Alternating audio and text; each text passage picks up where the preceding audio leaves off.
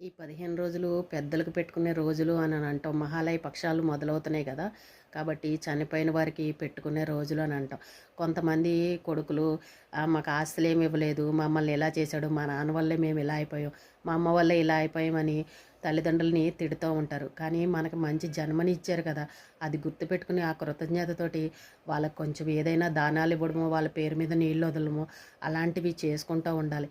కాబట్టి ఒకవేళ మీకు అది కూడా చేయడం కుదరలేదు, ఇష్టం లేదు అని అనుకుంటే కనీసం వాళ్ళని తిట్టకుండా ఉండండి. ఈ 15 రోజులు కూడా వాళ్ళని చనిపోయిన వారిని ఎప్పుడూ కూడా తిట్టకూడదు. వాళ్ళు మంచి వాళ్ళైనా చెడ్డవాళ్ళైనా సరే తిట్టకూడదు. ఆ మహాపాపం మన పిల్లలపైన తగులుతూ ఉంది.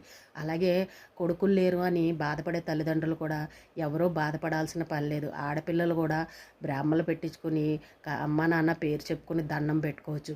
అలా కూడా చేసుకోండి. అంతేగాని చనిపోయిన వారిని వాళ్ళు మాకు జీవితాలు ఇలా చేశారు